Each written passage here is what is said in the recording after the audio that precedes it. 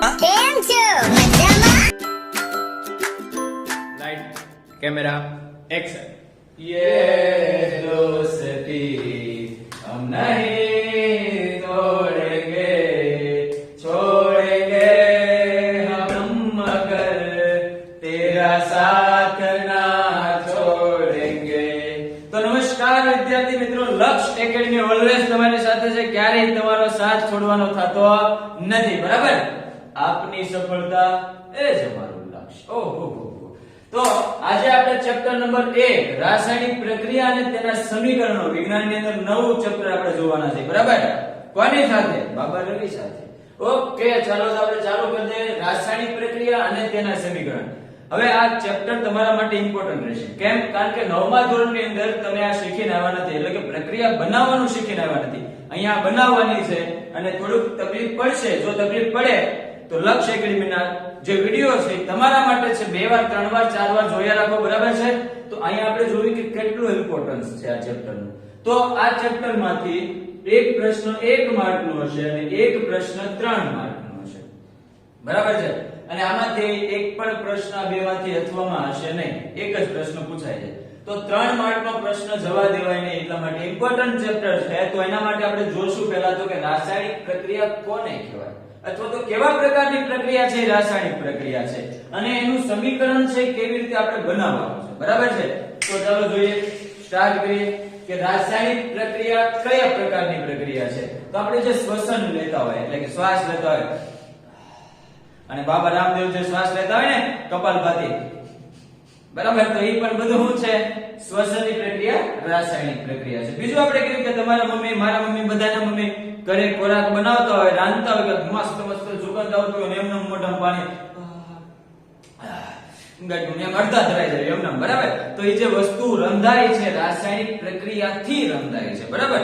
ચાલો રંધાનું તો એમને તો મૂકી દેવાના છે નહીં કોઈ, આપણે એટલા બધા ડાયા છે ને ખામે આ ગુલાબ જાંબુ ના તેલ પડ્યું હોય મૂકી દેવી। તો રંધાયા પછી આપણે એને ખાવી છે, તો ખોરાક ખાવ એટલે જે પાચન થાય છે, તો ખોરાકના પાચનની ક્રિયા પણ શું છે? રાસાયણિક પ્રક્રિયા છે મિત્રો। તો એમ કહી શકાય કે આપણી આસપાસની મોટાભાગની વસ્તુ રાસાયણિક પ્રક્રિયાથી તૈયાર થઈ છે, બરાબર છે? બીજું આપણે કહી શકવું હોય તો એમ કહી શકાય ઘણા પીવાનું ટેવ હોય ને, ઘણા પીવાના ટેવ હોય, હું નથી પીતો, બરાબર? તો એ જે દારૂ આલ્કોહોલ બને છે પણ રાસાયણિક પ્રક્રિયાને કારણે મળે છે। જે દ્રાક્ષ છે સડી જાય એનું આથુવણ જે આવે, બરાબર? તો દ્રાક્ષનું આથુવણ આવવું ઈ પણ શું છે? રાસાયણિક પ્રક્રિયા છે। મિત્રો નોટ કરતા જાજો, આપણે વાર ન લાગે, જાજો સમય નો જાય, એટલા માટે હું ખાલી બોલું છું, તો એ તમે નોટ કરતા જાજો, બરાબર? ખાસ આ પ્રશ્નો ખાસ ધ્યાનમાં આપજો, એના ઉદાહરણો ખાસ ધ્યાનમાં આપજો, બરાબર છે? તો આ પ્રક્રિયા આપણે કીધી રાસાયણિક પ્રક્રિયા। ચલો એની સિવાય આપણે કોઈ કેવું હોય રાસાયણિક પ્રક્રિયા તો કહી શકાય? અરે હા, કહી શકાય, શું કામ ન કહી શકાય? ચાલો જો આપણે જોઈએ કે આપણી આસપાસની કોઈ લોખંડની વસ્તુ હોય, કે કોઈ કાર હોય લોખંડની હોય, કે તવા, તવી, કે તપેલા, કે બધું શેનું બનેલું હોય? લોખંડનું। તો લોખંડની જેટલી વસ્તુ હોય તમે જોશો કે અમુક સમય બાદ એને કાટ લાગી જાય, બરાબર? તો કાટ લાગવાની જે પ્રક્રિયા છે, કેવા પ્રકારની પ્રક્રિયા છે મિત્રો? રાસાયણિક પ્રકારની પ્રક્રિયા છે, બરાબર? આ બધી પ્રક્રિયા કેવી છે? રાસાયણિક પ્રક્રિયા, બરાબર? આપણે જે કહેતા હોય કે ભાઈ આપણને ખબર હોય કે તમારી મમ્મી જે હોય એવું કરે કે દૂધ હોય એની અંદર એક છાશનું ટીપું નાખી દે, સવાર થાય તો દહીં બની જાય, તો કોને કારણે થાય છે? તો કે રાસાયણિક પ્રક્રિયાને કારણે થાય, બરાબર છે મિત્રો? તો બધી પ્રક્રિયા કેવા પ્રકારની પ્રક્રિયા થઈ? રાસાયણિક પ્રકારની પ્રક્રિયા થાય છે। હવે કઈ રીતે ખબર પડે કે આ પ્રક્રિયા રાસાયણિક પ્રક્રિયા છે? કઈ કઈ અવસ્થાની અંદર ખબર પડે? તો પહેલો જ પોઈન્ટ તો બોલી ગયો, અવસ્થા બદલાય, યાદ રાખજો। રાસાયણિક પ્રક્રિયા થવા માટે શું બદલાય? અવસ્થા બદલાય। શું બદલાય છે? અવસ્થા બદલાય। કઈ રીતે? ચાલો બધું જોઈ લઈએ, બરાબર? કઈ રીતે કોની અવસ્થા બદલાય? તો ચલો આપણે એક ઉદાહરણ લઈએ, જે તમે બાજુની અંદર વિડિયો આવશે ત્યારે બરાબર તમે જોઈ શકો છો કે મેગ્નેશિયમની પટ્ટી હોય, એને તમે સળગાવો। ચાલો આ પ્રક્રિયા તમે જાતે કરી હોય તો પણ તમે કરી શકો, પણ એને ધ્યાન રાખવાનું, તમારા કોઈ શિક્ષક હોય તો એની નજરમાં રહેવાનું, કેમ કે મેગ્નેશિયમની પટ્ટી છે બહુ વધારે ચમક ઉત્પન્ન કરે, એટલા માટે આપણે ઓલા મોતિયાવાન જે ચશ્મા પહેરે ને ચશ્મા પહેરી લેવા, બરાબર? કેમ કે બહુ વધારે ચમકદાર હોય, તમે બાજુમાં જોઈ શકતા હશો, બરાબર? કે મેગ્નેશિયમની પટ્ટીને સળગાવતા વધારે ચમકદાર રીતે ઉત્પન્ન થાય છે, જ્યોત બહુ મોટી ઉત્પન્ન થાય અને છેલ્લે કે રાખ વધે, ભૂકો વધે, એને કહેવાય મેગ્નેશિયમ ઓક્સાઇડ. શું કહેવાય એને? Magnesium oxide. બરાબર. તો મેગ્નેશિયમની પટ્ટી છે અને સળગાવ્યું તો શું બન્યું? Magnesium oxide. એટલે અવસ્થા બદલાણી. પટ્ટી હતી, સળગાઈ નાખી તો ભૂકો થઈ ગયો, રાખ થઈ ગયો, તો શું થઈ ગયું? અવસ્થા બદલાઈ જાય છે મિત્રો. બરાબર છે. તો આમ કહી શકાય કે મેગ્નેશિયમની પટ્ટી છે, મેગ્નેશિયમનું સૂત્ર શું થાય? Mg. બરાબર. 12 તત્વો 1 થી 20 તત્વો તમને આવડતા જ હોય, 9 માં ધોરણની અંદર શીખી ગયા હોય તમે. તો મેગ્નેશિયમને તમારે શું કરવાનું છે? સળગાવવાનું. તો આપણને ખબર છે કોની હાજરી હોય તો સળગે? તો ઓક્સિજનની. તો ઓક્સિજનને કોઈ દી સિંગલ લખી શકાય નહીં, એને હંમેશા શું લખવું પડે? O2 વાયુ છે ને. અણુ પરમાણુમાં ખબર પડે? હવે નો પડતો હોય આપણે જો ક્લીન કરી લઈએ, ક્લિયર કરી લઈએ કે પરમાણુ કોને કહેવાય, અણુ કોને કહેવાય. તો એક સિમ્પલ વસ્તુ સમજાય દો કે પરમાણુ એટલે સિંગલ હોય, વાંઢો હોય. બરાબર. સમજો. હું હોય પરમાણુ એટલે સિંગલ, ધારો કે ઓક્સિજન, હાઇડ્રોજન, નાઇટ્રોજન, ગમે એકદમ સિંગલ લખું છું તો એ કેવા છે? વાંઢા છે, લગન થયા નથી, તો એ પરમાણુ થઈ જાય. અણુ માટે ઓક્સિજન ડબલ હોય, હાઇડ્રોજન ડબલ હોય, નાઇટ્રોજન ડબલ હોય, તો આનું થઈ જાય અણુ. બરાબર ને? ફેરા ફરે, ડબલ થઈ જાય, તો હવે શું થઈ જાય છે? અણુ બની જાય છે. તો કોઈ પણ તમારે ખીજવું હોય ને વાંઢાને, વાંઢો કેવી રીતે બિચારાને ખોટું લાગે. પરમાણુ કહે તો તેને ખબર ન પડે, આપણને ખબર પડે તો મજા આવી જાય. બરાબર છે. તો પરમાણુ એટલે સિંગલ હોય, અણુ એટલે ડબલ હોય. બરાબર. જેના લગન થઈ ગયા હોય તો લગન થાય એટલે આપણને ખબર હોય બાળ બચ્ચા તો થાય જ તે. તો O3 લખો તો પણ અણુ કહેવાય, જોડવા જવાનું O4 લખો તો પણ અણુ જ કહેવાય. બરાબર. તો 2 3 4 5 પછી ગમે એટલા વધે એ બધા શું કહેવાય? અણુ. પણ એકલો જે છે એ શું છે? પરમાણુ. બરાબર છે મિત્રો? સમજાય છે અહીંયા? ઓકે. ચાલો તો આની અંદર આપણે જોઈએ આગળ કે મેગ્નેશિયમ છે એની પટ્ટીને ઓક્સિજનની હાજરીમાં તમે શું કરો છો? ગરમ કરો છો. કેમ કે ઓક્સિજનની હાજરી હોય તો જ ગરમ થાય બધી વસ્તુ. બરાબર. કારણ કે ઓક્સિજન કેવો વાયુ છે? નોટ કરી લેજો. ઓક્સિજન દહન પોષક એટલે કે સળગાવવામાં મદદરૂપ થાય એવો વાયુ છે. બરાબર. બધાના ઘરમાં ક્યાંક ને ક્યાંક આગ લગાડે ઓક્સિજન. તો દહન પોષક વાયુ છે.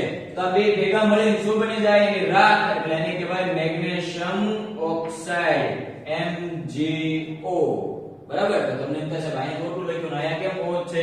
તો યાદ કરો 9મા ધોરણની અંદર આ તમે શીખી ગયા કે કઈ રીતે બનાવવાનું. ચાલો ન ખબર હોય તો મને એક કોમેન્ટ કરી દેજો. બધાય જેને ન આવડતું હોય મને કોમેન્ટ કરી દેજો. 4 5 7 8 કોમેન્ટ આવશે તો આનો એક સ્પેશિયલ વિડિયો તમારા માટે બનાવી દેશે. બરાબર છે? ઓકે. તો અત્યારે શરૂઆતમાં કહી દઉં કે કેવી રીતે બને છે. તો Mg જે છે એની આપણને ખબર હોય સંયોજકતા કેટલી છે. આવું ન ખબર પડતી હોય સંયોજકતા શું હોય તો મને કોમેન્ટ કરજો. હું બનાવી દે સ્પેશિયલ વિડિયો તમારા માટે. નહીતર તમે આગળ મારા વિડિયોમાં જતા રહેશો ને એક વિડિયો તમને મળી જ જશે. તો મેગ્નેશિયમની સંયોજકતા કેટલી છે? +2. હવે આપણી પાસે છે ઓક્સિજન. ઓક્સિજનની સંયોજકતા કેટલી છે? -2. તો +2 -2 કેન્સલ થઈ ગયું એટલે એને ખાલી શું લખી શકાય? MgO. બરાબર. આ તમે Mg2O2 લખો તો પણ બધું એક જ થવાનું છે, પણ આપણે એવું લખાતું નથી. એના સામાન્ય સ્વરૂપે કેવું લખાય છે? MgO. +2 -2 કેન્સલ. બરાબર છે? તો એટલા માટે ખાલી MgO લખાય છે. હવે આ પ્રક્રિયાને સંતુલિત કરવાની હોય. સંતુલિત કરવી એટલે શું? આગળ સમજશું એટલા માટે આ ડાયરેક્ટ અત્યારે લખી નાખું છું. બરાબર. આ કેવી રીતે આવશે તમારે આગળ સમજવાનું છે આ જ લેક્ચરમાં. ચાલો પહેલું સમજાવું કે અવસ્થા બદલાય તો રાસાયણિક પ્રક્રિયા થઈ. ચલો આ જે રાખ બને છે એને નામ આપ્યું. શું કીધું? Magnesium oxide. એવો હું શબ્દ બોલ્યો. તો આ ઓક્સાઇડ પાછળ આઇડ પ્રત્યય લાગે છે. પાછળ શું લાગે છે? આઇડ. તો આઇડ પ્રત્યય ક્યારે લાગે? તો ચાલો આની વ્યાખ્યા આપણે કહી દઈએ. આપણે કેમ આવું બધું ડિટેલમાં જાવી છે? કારણ કે આપણે હંમેશા વધારે નોલેજ લેવાનું. બરાબર છે મિત્રો? ઓકે. તો આઇડ કોને કહેવાય? તો યાદ રાખજો કે ધાતુ કે અધાતુ સાથે પ્રક્રિયા કરતા આપણને શું મળે? આઇડ મળે. એટલે મીન્સ કે ધાતુની કોઈ પણ ધાતુ કે અધાતુ સાથે પ્રક્રિયા થાય પછી જે ઉત્પન્ન થાય ને એવું કહેવાય આઇડ વાળો પ્રત્યય હોય. અને આઇડ એટલે હંમેશા કેવું હોય? માઈનસ માં હોય. યાદ રાખજો -1 -2 ગમે હોય પણ આઇડ એટલે માઈનસ હોય. બરાબર છે? ચાલો કોણ આઇડ ધરાવે? તો અહીંયા લખી દો. ઓક્સિજન છે એ ઓક્સાઇડ બનશે. જો આવી ગયો આઇડ. Oxygen oxide. સલ્ફર છે તો સલ્ફાઇડ. હાઇડ્રોજન છે તો હાઇડ્રાઇડ. કાર્બન છે તો કાર્બાઇડ, નાઇટ્રોજન છે તો નાઇટ્રાઇડ, ફ્લોરિન છે તો ફ્લોરાઇડ, બ્રોમિન છે તો બ્રોમાઇડ, ક્લોરીન છે તો ક્લોરાઇડ અને આયોડીન છે તો આયોડાઇડ. બરાબર છે મિત્રો? આ નામ યાદ રાખજો ખાસ. હું જે બોલ્યો ને તમે લખતા જાજો સાથે સાથે. વધારે નોલેજ મેળવવું જરૂરી છે. ખાલી છે ને ચોપડીયું શીખતાની મહેરબાની કરી. બરાબર કે? તો આ રીતનું આપણે શીખવાનું છે. ચાલો નોટ કરી લેજો પછી તમારી રીતે. અને ન સમજાય તો બીજી વખત વિડિયો જોજો જ તે, કારણ કે આ ચેપ્ટર ની અંદર આપણે થોડું ડીપમાં ભણશું, વધારે પડતું સમજાય એટલા માટે. ચાલો, સમજાણો અવસ્થા બદલાય. ઓકે. બીજું આપણે કેવી કે કોઈ પદાર્થનું તાપમાનમાં ફેરફાર થાય, વધે ઘટે ગમે પણ વધવાનું હોય મોટા ભાગે આપણે. બરાબર? તો તાપમાનમાં ફેરફાર થાય. તાપમાનમાં ફેરફાર, આની કોઈ પ્રક્રિયા, બધાની પ્રક્રિયા આપણી પાસે છે. ચાલો, આની પ્રક્રિયા લખતો નથી, સીધે સીધું તમને સમજાવી દઉં. કેલ્શિયમ કાર્બાઇડ હોય ને, CaC જેને કહેવાય, કેલ્શિયમ કાર્બાઇડ. નામ યાદ ન રહે તો લખી લેજો. CaC, કેલ્શિયમ કાર્બાઇડ, અથવા તો CO, કેલ્શિયમ ઓક્સાઇડ પણ લઈશ તમે. બરાબર? કેલ્શિયમ કાર્બાઇડ, કેલ્શિયમ ઓક્સાઇડ, અથવા તો ખાલી કાર્બનનો ટુકડો હોય તો પણ આ પ્રક્રિયા થાય. એને શું કરવાનું? આપણી પાસે પાણી હોય. બરાબર? તો પાણીની અંદર કાર્બનનો એક ટુકડો તમને સફેદ રંગનો મળી જાય કોઈ પણ જગ્યાએ. બરાબર? દુકાનમાં બહાર એટલે પાછા કરિયાણાવાળી દુકાન જતા ને કાર્બન આપવાનો બાપુ એને ન મળે હો. તો કાર્બનનો ટુકડો હોય તમે પાણીમાં નાખો, બહુ મોટો ન નાખો, થોડોક જ નાખવાનો. તો એની અંદર શું થાય છે કે પાણીમાં નાખો ને એટલે આજુબાજુ જે પાણીની સપાટી પર તમારે કાચનો ગ્લાસ લેવાનો, અડવાનું, જોવાનું કેવું લાગે તો ગરમ થઈ ગયું. કાર્બનનો ટુકડો તમે નાખો એટલે શું થાય? ગરમ થઈ જાય. કેલ્શિયમ ઓક્સાઇડ નાખો તો પણ એ ગરમ થઈને શું બને? કેલ્શિયમ હાઇડ્રોક્સાઇડ બને. એ આપણે પ્રક્રિયા આવશે એ સમજશું. અત્યારે ખાલી યાદ રાખજો. બરાબર? તો એનો અર્થ એમ કે તાપમાનમાં ફેરફાર થાય છે તો આ પ્રક્રિયા કેવી પ્રક્રિયા થઈ ગઈ? રાસાયણિક પ્રકારની પ્રક્રિયા થઈ ગઈ. બરાબર છે મિત્રો? બીજું કઈ આપણે કેવું હોય તો રંગ પરિવર્તન તમે કહી શકો. રંગ પરિવર્તન એટલે આપણે વાત કરી કે ભાઈ લેડ નાઇટ્રેટ છે. લેડ નાઇટ્રેટ નું સૂત્ર PbNO3 ટ્વાઇસ. ટ્વાઇસ માં ખબર પડતી હોય તો કહું જો અહીંયા પહેલી વાર PbNO3 અને શું થાય? ટ્વાઇસ. કેવી રીતે બને જાણવું છે? આ તો જણાઈ દેવી. Pb એટલે લેડ, એની સંયોજકતા કેટલી હોય તો કે +2. બરાબર? NO3 એને કહેવાય નાઇટ્રેટ અને એની સંયોજકતા હોય -1. આગળના પ્લસ માઈનસ એટલે આપણે કોઈ લેવા દેવા હોતા નથી. તો એનો અર્થ કે અહીંયા ગુણાય ઇધર ચલા મેં ઇધર ચલા જાને કહા મેં કિધર ચલા. તો Pb ઇધર ચલા है भाई. તો Pb અરે એક છે તો એક લખો તો લખો કઈ ફેર પડે નહીં. અને NO3 સાથે શું છે? 2. એટલા માટે આપણે લખો, આપણે કૌંસમાં નહીં લખાય 2. એટલે PbNO3 ટ્વાઇસ. બરાબર છે મિત્રો? ટ્વાઇસ વચાશે એને 2 કયો તો હાલે, આપણે બે દેશી માણસો હે. ઓકે. તો PbNO3 ટ્વાઇસ એની તમે પ્રક્રિયા કરો છો. બરાબર? તો પ્રક્રિયા થઈને તમને કેવો રંગ આપશે? પીળા રંગનો રંગ આપે. એટલે એનો અર્થ એમ કે તમે પ્રક્રિયા કરતા હોય તમને કોઈ રંગ બદલાય. શું બદલાય? રંગ. કોની સાથે પ્રક્રિયા કરો? પોટેશિયમ આયોડાઇડ સાથે પ્રક્રિયા કરો ને એટલે શું બદલાય જાય? રંગ બદલાય જાય. તો રંગ પરિવર્તનની ક્રિયા હોય તો પણ શું કહી શકાય કે રાસાયણિક પ્રકારની પ્રક્રિયા છે. અને ચોથું આપણે છેલ્લું લઈ લઈએ. કોઈ પણ પ્રકારનું વાયુ ઉત્પન્ન થાય. શું ઉત્પન્ન થાય? વાયુ ઉત્પન્ન થાય. તો વાયુ ઉત્પન્ન થાય તો પણ કેવા પ્રકારની પ્રક્રિયા કહેવાય? રાસાયણિક પ્રકારની પ્રક્રિયા.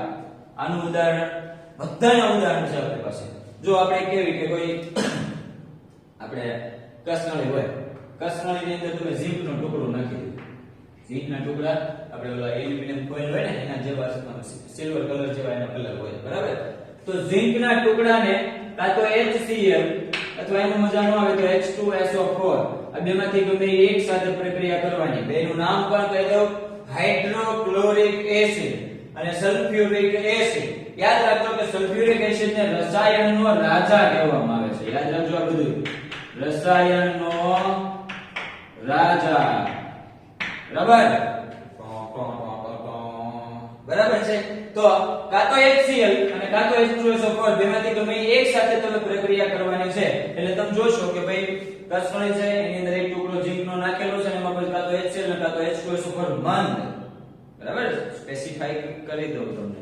તો એ તમે અંદર નાખો એટલે તમને એની અંદર જોવા મળે પરપોટા ઉત્પન્ન થતો હોય ને લાગે પરપોટા ઉત્પન્ન થાય તો પરપોટા ઉત્પન્ન થાય છે એટલે એમાં વાયુ ઉત્પન્ન જો કયો વાયુ તો કે એની અંદર હાઇડ્રોજન વાયુ ઉત્પન્ન થાય કયો વાયુ ઉત્પન્ન થાય હાઇડ્રોજન વાયુ બરાબર છે તો આ વાયુ ઉત્પન્ન થયો એટલા માટે એ પણ કેવા પ્રકારની પ્રક્રિયા થઈ ગઈ રાસાયણિક પ્રકારની પ્રક્રિયા બરાબર મિત્રો ચાલો આની અંદર આપણે જે જોઈએ આગળ કે આયા હાઇડ્રોજન છે એ કેવો વાયુ છે આપણે કેમ ખબર પડી કે હાઇડ્રોજન વાયુ છે તો આપણે એવા ક્વેશ્ચન થાય કે ટેન્શન નહીં આપણે જવાબ દેશું જ તમતાર કે કઈ રીતે ખબર પડે તો જો હાઇડ્રોજન વાયુ છે ને દહનશીલ વાયુ છે યાદ રાખજો કેવો વાયુ કહેવાય દહનશીલ એટલે કે કોઈ વસ્તુને ઝડપથી સળગાવે ઓક્સિજન ને તો સળગવા માટે ઉપયોગી થાય એટલે દહન પોષક કહેવાય પણ દહનશીલ એટલે જો જેવો વાયુ હોય ને થોડુંક સળગતું હોય એમાં તમે આ હાઇડ્રોજન વાયુ નાખો તો એ ઝડપથી ફૂલ સળગી જાય બરાબર તો એ કસરાઈમાં જે ઉત્પન્ન થતું હોય એના તમે સળગેલું કઈક દીવા સળગેલું કઈક રાખો તો થોડુંક વધારે સળગે તો સળગેલી જે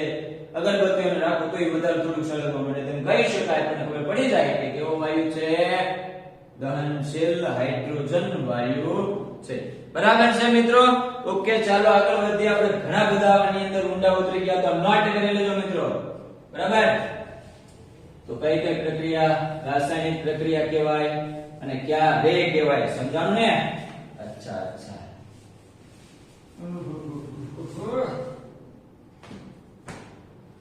भैया सच बात एक बोल तो किसी को हो रही है जलन क्या हो रही है किसी को हो रही है जलन इसलिए YouTube वाला हमारा वीडियो डिलीट मार रहा है हमारा वीडियो डिलीट मारा છે YouTube वाला કેમ કારણ કે किसी को हो रही है भैया जलन ठीक है तो ओके તો રાસાયણિક પ્રક્રિયામાં આગળ વધીએ આપણે જોશું કે કેવી રીતે પ્રક્રિયા થાય તો રાસાયણિક સમીકરણ કેવી રીતે લખાય યાદ રાખજો હું ક્વેશ્ચન છે આપણો રાસાયણિક સમીકરણ કેવી રીતે લખી શકાય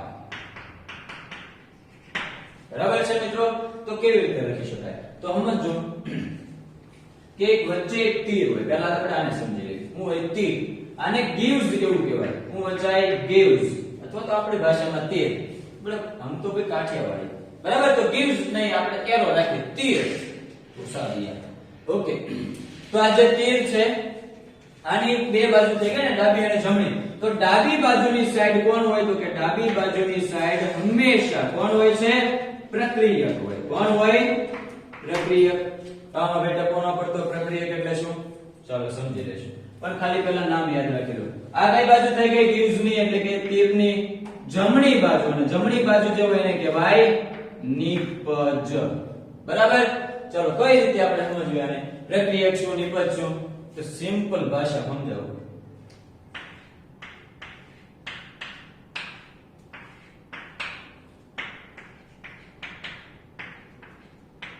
बेना लगन थे एक छोकरो एक छोकरी कभी दोस्त नहीं हो सकते बेना लगन થઈ ગયા તો લગન થઈ ગયા બાળ બચ્ચા ઉત્પન્ન થયા તો પ્રક્રિયક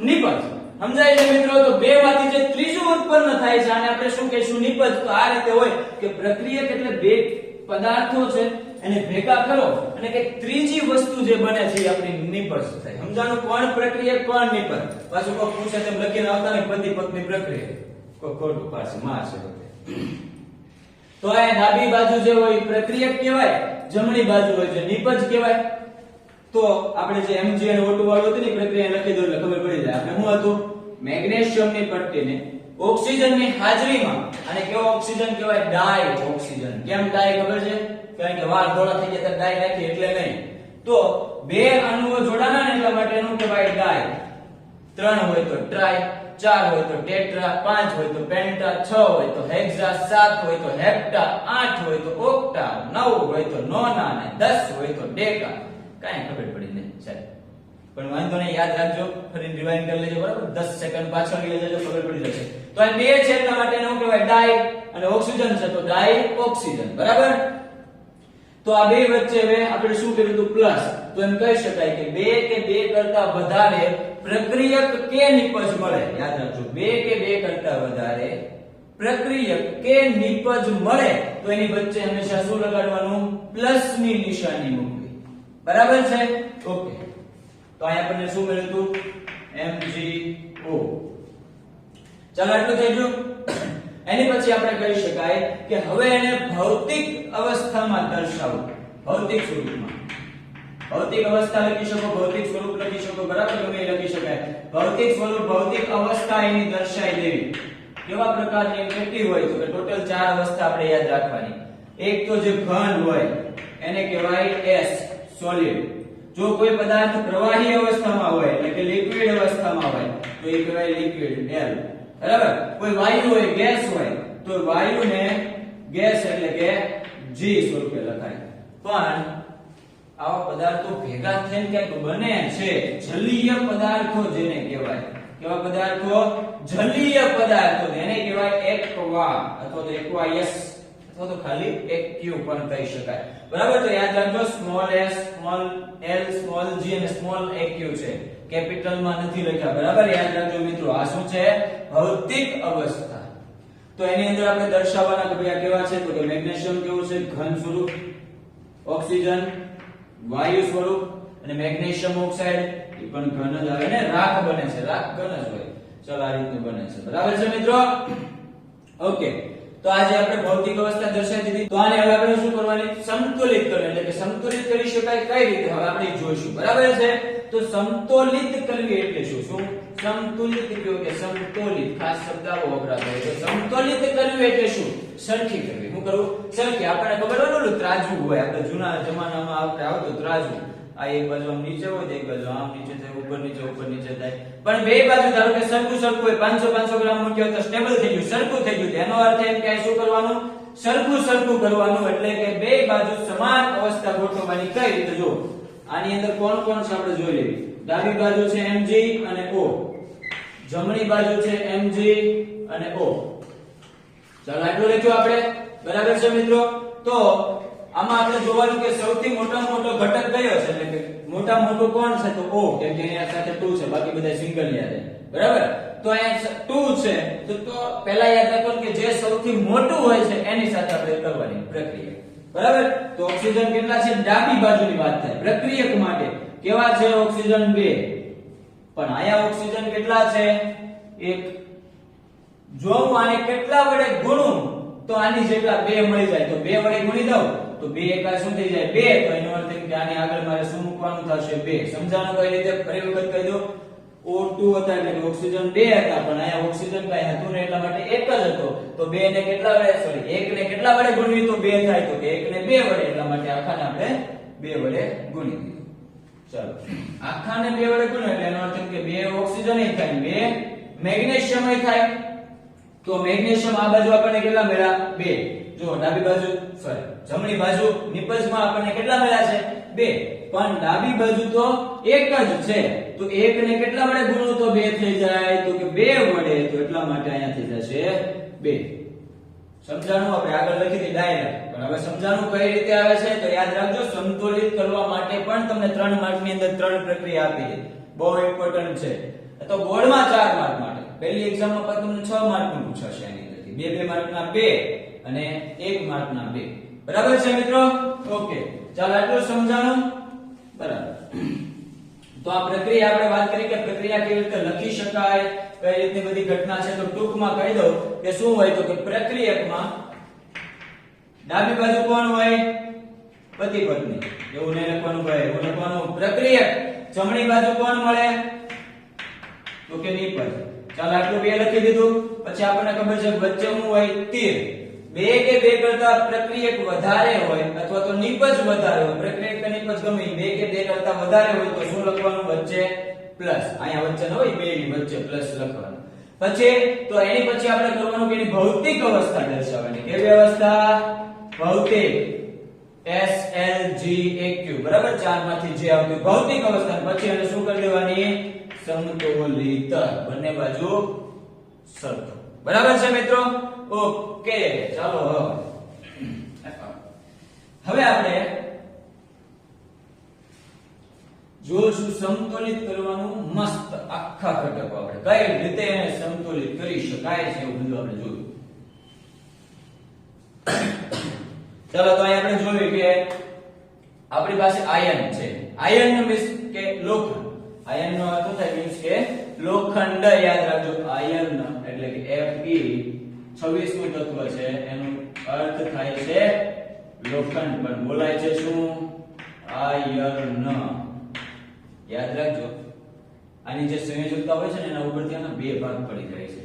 જો સંયોજકતા +2 હોય, બે સંયોજકતા +3 +3, જો 2 હોય એની સંયોજકતા તો એને નામ બચાય ફેરસ, પણ એની સંયોજકતા 3 થઈ જાય તો એના નામની આગળ લાગી જાય ફેરિક. જેમ કે આપણે અહીંયા આવશે, આપણે જોઈ લઈશું કે જો લોખંડ છે બરાબર, તો લોખંડના ટુકડાની કોની સાથે પ્રક્રિયા કરવાની છે મિત્રો? પાણી સાથે. કોની સાથે? પાણી સાથે. તો લોખંડના ટુકડાની પાણી સાથે પ્રક્રિયા કરો તો શું થાય? તો આપણને એક વસ્તુ બધાને ખબર છે. હમણાં આપણે કીધું હતું જો લોખંડનો ટુકડો હોય એની સાથે કાં તો હવા અને પાણી ભેગું થાય તો એ લોખંડના ટુકડા ઉપર શું લાગી જાય? કાટ લાગી જાય મિત્રો, બરાબર. તો અહીં શું મળે આપણને? કાટ. તો કાટને શું કહેવાય? Fe2O3. કાટનું અણુસૂત્ર મિત્રો એક માર્ક માટે ખાસ આઈએમપી છે, યાદ રાખજો. શું છે? Fe2O3. મોસ્ટ ઇમ્પોર્ટન્ટ, એક માર્ક માટે લોખંડના કાટનું અણુસૂત્ર. ચાલો આના વિશે કંઈક થોડું વધારે જાણવું છે, જણાવી દઉં ને. આ તો સિમ્પલ તમે Fe2O3 લખો તો પણ સાચું પડે, પણ ક્યારેક તમને એવું પૂછે કે સજળ, આગળ શું શબ્દ વાપરી છે? સજળ એટલે પાણી યુક્ત. તો આને શું લખી શકાય? તો કે Fe2O3 * 2 મોલ કોના લઈ લેવાના? પાણીના, એટલે કે 2H2O. આને શું કહેવાય? સજળ ફેરિક ઓક્સાઇડ. ચાલો અહીં શું લખશે? Ferric oxide. તો તમને એમ થાય છે ભાઈ 2 લીધું છે તો ફેરિક કેમ? પણ મેં સંયોજકતાની વાત કરી, એની સાથે શું લાગે છે એની વાત નથી કરતા આપણે, બરાબર ને? સમજવું છે? ચલો જોઈ લઈએ. જો Fe ની સંયોજકતા કેટલી છે? +3. તો ફેરિક લાગવાનું. જો સમજાય તો સાચું છે, ખોટું મારવાનું સૂત્ર. તો ઓક્સિજન છે આપણને ખબર છે, આગળ લખ્યું તો યાદ કરો -2. તો ઇધર ચલા નહીં ઉધર ચલા. તો આપણને ખબર છે પ્લસ માઈનસ ને આપણે ધ્યાનમાં રાખતા નથી. બે આની સાથે ગુણાય તો Fe2, O સાથે 3 ગુણાય તો O3. થઈ ગયું ને? સાચું. તો એનો અર્થ એમ કે સાચું છે, આ ફેરિક છે, બરાબર.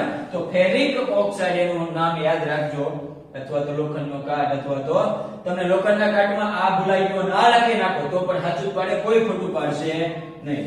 તો આની સિવાય શું થાય? તો આની સિવાય હાઇડ્રોજન વાયુ ઉત્પન્ન થાય. શું થાય છે? હાઇડ્રોજન વાયુ ઉત્પન્ન થાય છે. ચલો પ્રક્રિયા સમજાણી. હવે થોડીક વાર જ છે આપણે, બરાબર. તો પ્રક્રિયામાં જોવો કે લોખંડના ટુકડાની પાણી સાથે પ્રક્રિયા કરતા ગુજરાતીમાં લખવાનું હોય. એક સિમ્પલ વસ્તુ સમજાય કે આટલી મોટી આપણે વસ્તુ શું કામ નથી લખતા? ભાઈ લોખંડના ટુકડાને પાણી સાથે પ્રક્રિયા કરતા લોખંડનો કાટ મળે છે અને હાઇડ્રોજન વાયુ મુક્ત થાય છે. તો આટલું બધું ન લખવું એટલા માટે તો રાસાયણિક પ્રક્રિયાનું નિર્માણ થયું કે ભાઈ રાસાયણિક સમીકરણ તે લખો ભાઈ લોખંડ Fe પાણી H2O કાટ Fe2O3 હાઇડ્રોજન H2 બસ પતી. તો એટલા માટે તો આપણે રાસાયણિક પ્રક્રિયા લખી છે. ટૂંકમાં લખાય, બરાબર. ટૂંકમાં છોટું સ્વરૂપ લખી શકાય. તો અહીંયા આપણે હવે શું કરશું? પ્રક્રિયાને સંતુલિત. ખાસ ધ્યાન આપજો. લોખંડનો કાટ લખી લેજો, ખાસ બહુ ઇમ્પોર્ટન્ટ છે. હા, એક માર્ક માટે. પછી એક ઇમ્પોર્ટન્ટ હજી એક ક્વેશ્ચન હમણાં પૂછું. તો આ Fe છે, આપણે પેલા ડાબી બાજુ પ્રક્રિયક માટે લખી લો કોણ કોણ છે. ચાલો સમજાવું છું તબક્કાવાર જોજો. પ્રક્રિયક અને નિકુંજ માટે લખી લો. અને સોપાન 7 છે, એટલે કે તબક્કા ટોટલ 7 છે, પણ ટૂંકમાં તમને સમજાઈ જશે. અને ખુશ ખબરી આપી દો કે લક્ષ એકેડમી તમારા માટે સરસ મજાનું પોતાના હાથેથી ટાઈપ કરેલું એક મટીરીયલ લાવી રહી છે, બરાબર. અને આ વખતે આ મટીરીયલ તમને છેલ્લા લેક્ચર ની અંદર ડિસ્ક્રિપ્શન, જેને ડિસ્ક્રિપ્શન ખોલતા ન આવડતો ને એ પાછા કોમેન્ટ કરજો છે કે ક્યાં આવે, અને ગોતતા રહી જશો, પાછા જ્ઞાનથી અજાણ રહી જશો, બરાબર. તો એ તમને મળશે. આખું પેમ્પલેટ એકદમ જબરદસ્ત રીતે તૈયાર કર્યું છે, બરાબર છે. અને વાંચી લીધું તો સમજી લેવાનું કે આ ચેપ્ટર તમને વિવેકાનંદની જેમ યાદ રહી જવાનું છે, બરાબર. તો અહીંયા આપણે જોઈ લઈએ ટૂંકમાં. એની અંદર મેં મસ્ત લાંબુ લખેલું છે. તો પહેલા તો પ્રક્રિયક માટે કોણ કોણ છે? તો આપણને ખબર છે, એક તો Fe છે, એક H છે, H2 એવું નહીં લખવાનું, આપણે કોણ છે એ સિંગલ લખવાનું. પછી આ O છે, સેન ટુ સેમ અહીંયા હોય જ તે જો Fe H અને O. બરાબર. હવે જોઈ લેવાનું, હમણાં મેં કીધું તે રીતે હું જોવાનું તો કે આની અંદરથી કોણ મોટું છે. તો અહીંયા આપણને ખબર છે ઓક્સિજન મોટો છે ને. O કેટલા છે? 3 છે. સોરી પ્રક્રિયકમાં નહીં, કઈ બાજુ છે? જમણી બાજુ નિપજમાં છે. તો નિપજની અંદર મેં લખ્યા ઓક્સિજન 3 છે. ચલો આની અંદર ઓક્સિજન કેટલા છે? સિંગલ લ્યુ છે. બરાબર, લગન થયા નથી. બોલાય તો બાળ બચ્ચા થઈ ગયા. તો અહીંયા આપણે ઓક્સિજનને કેટલા વડે ગુણી દો? 3 વડે ગુણી દો ને. તો ઓક્સિજનને 3 વડે ગુણું તો 3 3 થઈ જાય. બરાબર છે. ઓકે, તો આને 3 વડે ગુણ્યું તો જો હવે શું થયું?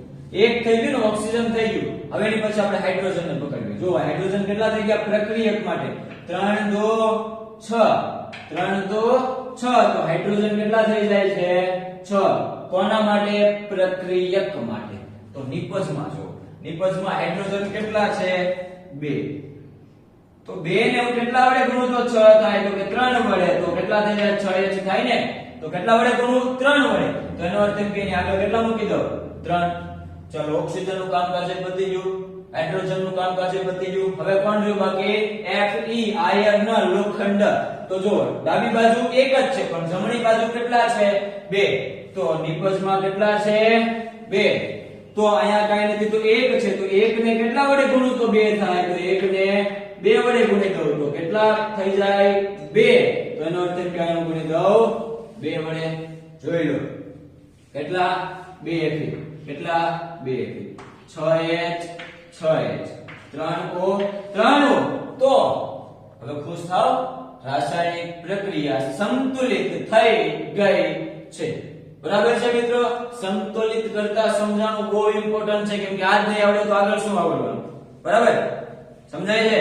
ઓકે, તો પહેલો અધ્યાય ખબર ન પડે તો આગળનો તંબુરામાંથી ખબર પડે ભાઈ. હે ચાલો એક ક્વેશ્ચન પૂછું કે તમને એવો બોર્ડ ની એક્ઝામ ની અંદર ખાસ પૂછાતો હોય છે, 1 માર્કમાં તમારે પહેલી એક્ઝામ ની અંદર પણ પૂછાતો હોય છે. તમને એવું પૂછે કે મીણબત્તીનું જે સળગવું છે એ કેવા પ્રકારનો ફેરફાર છે? શું પૂછે? મીણબત્તીનું સળગવું કેવા પ્રકારનો ફેરફાર છે? ઓપ્શન એ કોઈ ભૌતિક કે રાસાયણિક. ચાલો ઓપ્શન પણ આપી દીધા છે, ભૌતિક કે રાસાયણિક. તો કયો થાય? તો આપણને સિમ્પલ ખબર હોય મીણબત્તી સળગે છે, શું થવાનું? રાસાયણિક. મોટા ભાગના સ્ટુડન્ટ આ લખીને આવે છે અને ખોટું પાડી દે આવે છે. કેમ? કારણ કે સમજો, ભૌતિક અને રાસાયણિક બંને પ્રકારનો ફેરફાર ગણી શકાય. શા માટે? તમે એને સળગાવો છો તો રાસાયણિક પ્રક્રિયા, પણ મીણબત્તીને સળગાવો છો એટલે કદ ઘટે ને. ઘટે ઘટે ઘટે. બરાબર, નાનું નાનું થતું જાય તો કદ ઘટે છે. તો કદ ઘટવું એવું છે ભૌતિક પ્રક્રિયા. યાદ રાખજો. રાસાયણિક શા માટે? કારણ કે એને સળગાવવું છે. સળગાવો એટલે રાસાયણિક પ્રક્રિયા થઈ ગઈ. કદ ઘટે તો એના માટે કહી શકાય કે કેવા પ્રકારની પ્રક્રિયા છે મિત્રો? ભૌતિક પ્રકારની પ્રક્રિયા છે. તો મીણબત્તી ભૌતિક અને રાસાયણિક થઈ. તો આમાં કોઈને કઈ ડાઉટ હોય સીધે કોણ? લક્ષ્ય એકેડમી. તો લક્ષ્ય એકેડમી તમારી સાથે છે. તો ચાલો મિત્રો મળીએ. એની પહેલા શું કરવાનું છે? લાઈક, ટિંગ ટિંગ ઘંટી અને બધાને ફેલાવા રાખો. ઓકે ચાલો મિત્રો.